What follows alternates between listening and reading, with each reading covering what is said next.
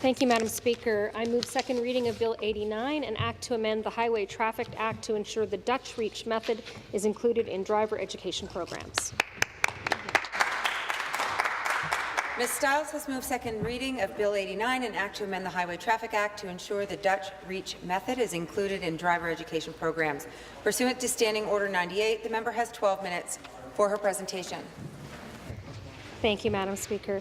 It is a great pleasure today to bring forward this legislation for second reading, with the hope that we can make a small but important change here in Ontario. And before I begin, I thought I would share with you some of my personal motivation for this bill.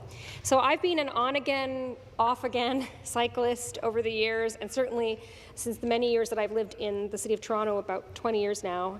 I've had too many bikes stolen to count, and I've had a few falls along the way, and frankly, that's made me a bit of a nervous cyclist as well. I'm also a mom, and it makes me incredibly happy and proud that my two daughters use their bikes to get to school, ride for pleasure, and feel safe enough to do that in this big city. The truth is, though, that every time they head out, I'm nervous. And I expect that's like a lot of parents and grandparents and aunts and uncles and other caregivers in this city and many others, because there's a lot that's not within their control. You can teach them how to ride safely, how to keep themselves safe, but you are relying on, hoping that others are looking out for them too. And the truth is that while we have made some great strides across this province, many towns and cities are still not very bike-friendly, which is a shame because cycling is such an important mode of active transportation and so enjoyable. You know, it's good for our hearts, it's good for our bodies, it's good for our souls. And it's good for the environment, my colleague reminds me. That's why I was so excited when a few years ago a friend shared a little video with me about the Dutch Reach. It talked about how a small change in the way a driver or a passenger opens a door can dramatically reduce incidences of dooring of cyclists. And so when we talk about dooring, what do we mean? We mean that, and I have to say, sadly, many cyclists know very well what it means to be doored. It's not something that anyone wants to have happen, whether you're the cyclist or the driver. But basically, it's when somebody knocks you when they open up the door to their car, and you are knocked off your bike or over the door or unfortunately sometimes into traffic, and it can cause severe and even deadly injuries. The Dutch Reach helps avoid that. It's a way of exiting a vehicle whereby the person opens the door using the hand farthest from the door, forcing them to shift their upper body in such a way that they can see if a cyclist is approaching. So really, you're opening the door with the opposite hand that you would normally open it with, whether you're on the passenger side or the driver's side. This small change in behavior can mean the difference between a cyclist safely passing a parked car or being doored, either crashing head-on into that door or, as I mentioned earlier, being pushed into traffic. And as its name suggests, this method of exiting vehicles has been taught to drivers in the Netherlands since at least the 1970s, and the Dutch Reach has recently been adopted in state legislatures in Massachusetts and Illinois. And in the UK, the Reach will be incorporated into the next edition of the Department for Transport's Official Highway Code Driver's Manual. The Teach the Reach Act aims to add the Dutch Reach method to drivers' training courses that are licensed by the Ministry of Transportation, which is why we're here, and to include it in drivers' licensing exams where that's appropriate. And as I said early on, it is a relatively small and simple change to the law, but one that will go a long way toward preventing injury and loss of life on Ontario's busy roads.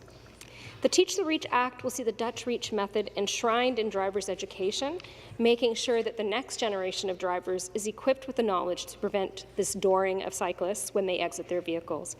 I want to take a moment to thank some of the folks who have lent their support already to this legislation, including Share the Road and particularly Executive Director Jamie Stuckless for supporting this legislation, collecting petition signatures in support, and for joining me at the press conference when I announced I would be introducing this bill.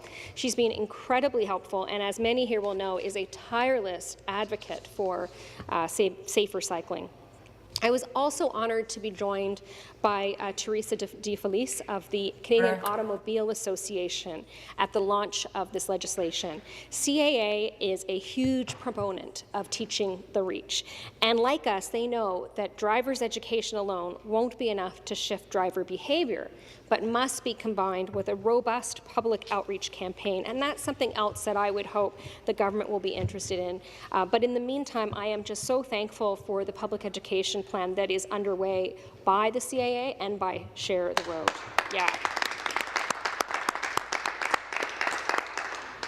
I also want to acknowledge the support of Jared Kolb and Cycle Toronto, and also of several of my colleagues, particularly the MPP for University Rosedale and the MPP for Spadina-Fort York. The MPP for Spadina-Fort York actually brought this issue when he was a school board trustee at the Toronto District School Board to the City of Toronto a few years ago.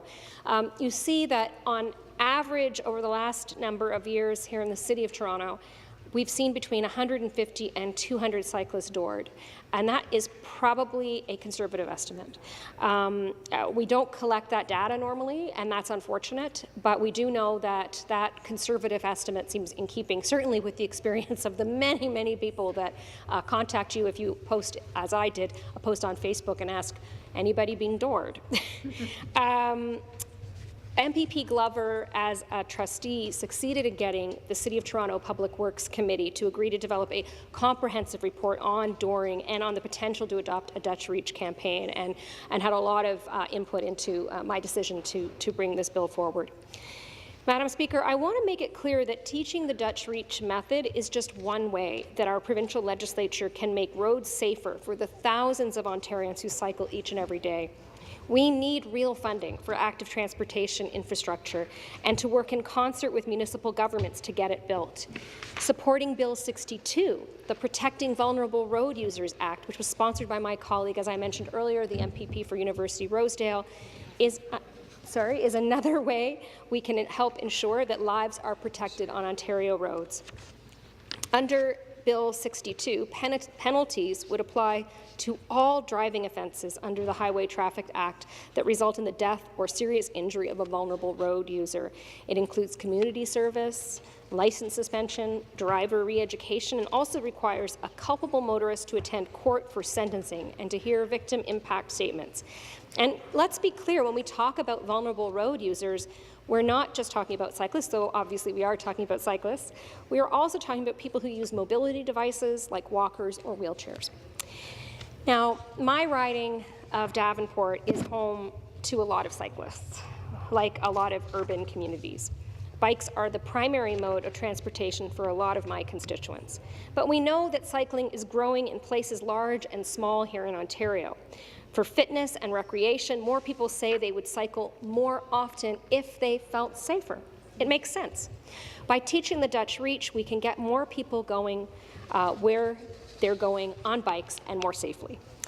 In the context of a legislature that I think is so deeply often divided on major issues, this is a really small and common sense measure, and I'm hopeful that we'll have the support of both sides of the House. I was thrilled to see so many government and opposition members at the Bike Summit this year. Cycling is not and should not be a political or a partisan issue, and cycling safety is something that all of us, cyclists, drivers, pedestrians, agree is essential. MPPs for both sides of this House have made tremendous inroads in cycling support and safety. The member for Parry Sound Muskoka and the member for Algoma Manitoulin, the Cycling Caucus. I appreciate the input that I've received from everyone on both sides of the House who have contacted me, and also the hundreds of folks who signed petitions giving their support to this bill. I also want to thank the many, many people who've sent emails explaining a little bit about their own personal experiences, either as drivers or as cyclists, and lending their support. So again, this is really just a small thing that we can all be proud of, and it's timely. I also wanted to mention that because if we act now, we might be able to get this into the next edition of the driver's handbook, and that's why I think it's so important that we pass this legislation today. So I urge the members of this Assembly to join together to take this little small step, or maybe a little roll forward in the right direction, by supporting this bill and ensuring that all new drivers in Ontario will learn this simple skill to prevent injuries by cyclists. Thank you very much in advance for your support.